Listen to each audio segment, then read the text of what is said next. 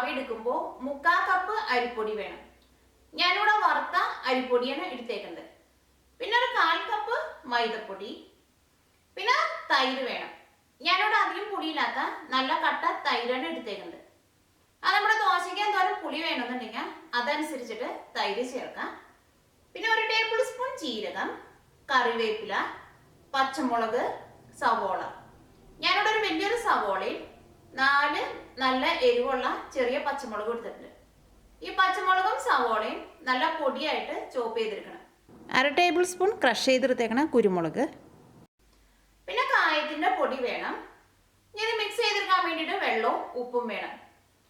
ഈ റവ ദോശയ്ക്ക് മിക്സ് ചെയ്തെടുക്കുമ്പോൾ സാധാരണ ദോശയ്ക്ക് മിക്സ് ചെയ്തെടുക്കണ പോലെയല്ല, അത്രയ്ക്ക് തിക്കായിട്ട് മിക്സ് ചെയ്തെടുക്കില്ല. ഇത് നല്ല വെള്ളം പോലെയാണ് മിക്സ് ചെയ്തെടുക്കുക. നമ്മൾ നീർദോശയ്ക്കൊക്കെ മിക്സ് ചെയ്യുന്ന പോലെ നല്ല വെള്ളം പോലെ മിക്സ് ചെയ്തെടുക്കുക. അപ്പൊ നമുക്ക് നോക്കാം ഇതെങ്ങനെ റവ ദോശയാക്കാന്ന്. ഈ ദോശയ്ക്കുള്ള ബാറ്റർ മിക്സ് ചെയ്തെടുക്കാം. അതിന് വേണ്ടിയിട്ട് കുറച്ച് വലിയൊരു ബൗൾ എടുക്കാം. ഇതിലേക്ക് നമുക്ക് റവ ചേർക്കാം.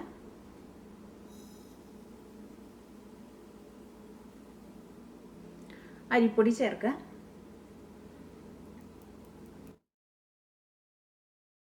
ഈ മൈദപ്പൊടി ചേർക്കാം.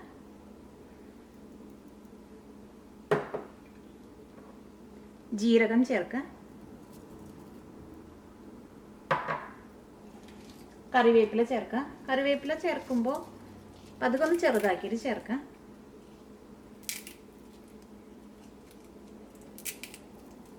ഇതിലേക്ക് നിങ്ങൾക്ക് മല്ലിയിലയുടെ ടേസ്റ്റ് ഇഷ്ടമുണ്ടെങ്കിൽ മല്ലിയിലയും കൂടിയും ചേർക്കാം. ഈ പച്ചമുളക് ചേർക്കാം. പച്ചമുളക് ചേർക്കുമ്പോൾ നല്ല പൊടിയായിട്ട് കട്ട് ചെയ്തിട്ട് വേണം ചേർക്കാൻ വേണ്ടിയിട്ട്. നമ്മുടെ എരിവിനനുസരിച്ചിട്ട് ചേർക്കാം.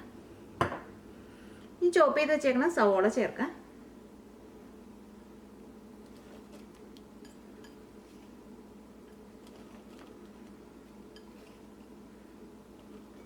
സവോള കുറച്ച് കൂടുതൽ ചേർക്കാം. ഇതിലേക്ക് തൈര് ചേർക്കാം.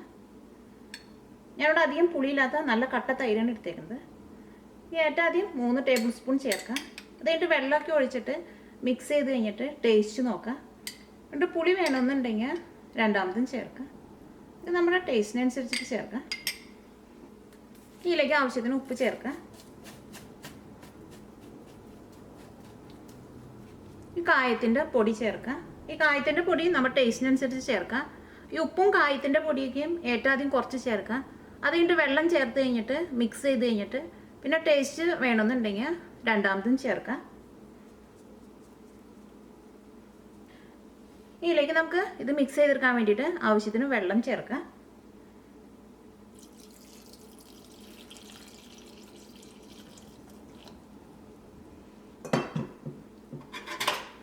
ഇതെല്ലാം കൂടിയിട്ടൊന്ന് മിക്സ് ചെയ്യാം. ഇത് മിക്സ് ചെയ്തെടുക്കുമ്പോൾ നല്ല വെള്ളം പോലെ വേണം മിക്സ് ചെയ്തെടുക്കാൻ വേണ്ടിയിട്ട്. ഇതിലേക്ക് 1/2 ടേബിൾ സ്പൂൺ ക്രഷ് ചെയ്ത കുരുമുളക് ചേർക്കുക. ഇതെല്ലാം കൂടിയിട്ട് നന്നായിട്ടൊന്ന് മിക്സ് ചെയ്യുക. ഇത് ഇതേപോലെ നല്ല വെള്ളം പോലെ മിക്സ് ചെയ്തെടുത്തിട്ടുണ്ട്. ഇതൊരു 15 മിനിറ്റ് കഴിഞ്ഞിട്ട് വേണം ദോശ ഉണ്ടാക്കാൻ വേണ്ടിയിട്ട്.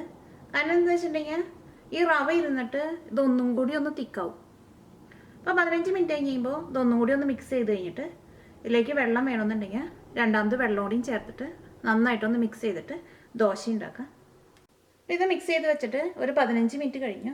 അപ്പോൾ ഇത് ചെറുതായിട്ടൊന്ന് തിക്കായിട്ടുണ്ട്. ഇതിലേക്ക് നമുക്കൊരു കുറച്ചുകൂടി വെള്ളം ചേർക്കാം.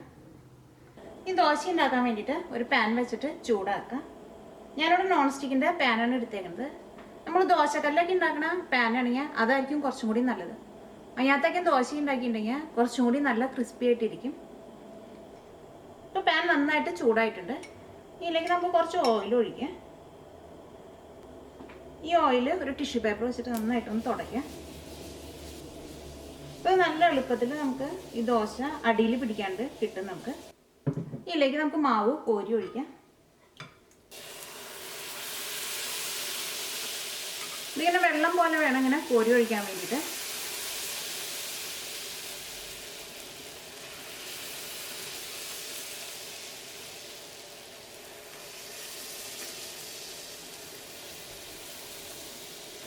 റവ ദോശ നമ്മൾ ഉണ്ടാക്കുമ്പോൾ സാധാരണ ദോശ ഉണ്ടാക്കുന്ന പോലെ സ്പൂൺ വെച്ചിട്ട് പരത്തി കൊടുക്കില്ല. ഈ റവ ദോശയ്ക്ക് ഇങ്ങനെ പ്രത്യേകിച്ച് നല്ലൊരു ഷേപ്പൊന്നും ഉണ്ടാവില്ല. ഇത് നമുക്കൊരു മീഡിയം ഫ്ലെയിമിൽ വയ്ക്കാം. ഇതിൻ്റെ മുകളിൽ കുറച്ച് ഓയിൽ ഒഴിച്ചു കൊടുക്കാം.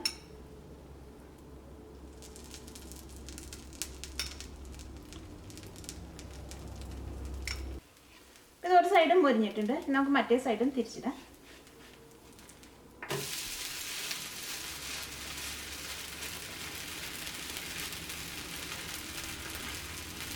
ഇത് രണ്ട് സൈഡും നന്നായിട്ട് മൊരിഞ്ഞിട്ടുണ്ട്. ഇനി നമുക്ക് ഫോൾഡ് ചെയ്തെടുക്കാം. അപ്പോൾ ഒന്നും കൂടി ഒന്ന് തിരിച്ചിടാം. ഇത് ഫോൾഡ് ചെയ്യാം.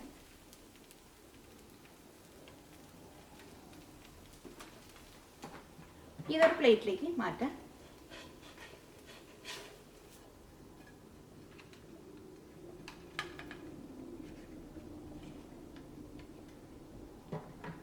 ഇതേപോലെ ബാക്കിയുള്ള ദോശയും ഇങ്ങനെ തന്നെ ചുട്ടെടുക്കുക. ഇത് ഭയങ്കര സോഫ്റ്റ് ആയിട്ട് ഇരിക്കുക ഈ ദോശ.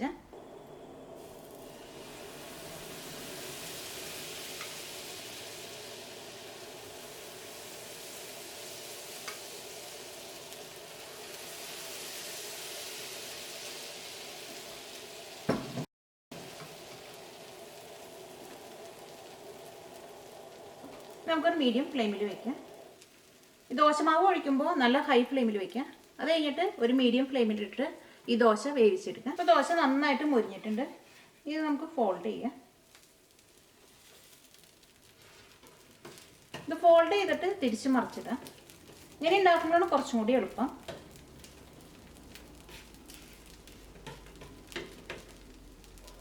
ഇത് മറ്റേ സൈഡും തിരിച്ചിടാം.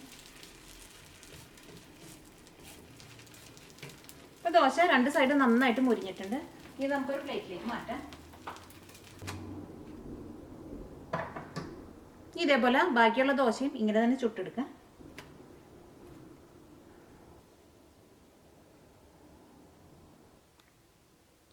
ഇപ്പോൾ റവ ദോശ റെഡി ആയിട്ടുണ്ട്. ഇത് കഴിക്കുമ്പോൾ സാമ്പാറിൻ്റെ കൂടെ അല്ലെങ്കിൽ തേങ്ങ ചട്നിയുടെ കൂടെയൊക്കെ കഴിക്കാൻ വേണ്ടിയിട്ട് നല്ല ടേസ്റ്റുള്ള ദോശയാണിത്. ഇത് ഉണ്ടാക്കിയെടുക്കാനും നല്ല എളുപ്പമാണിത്.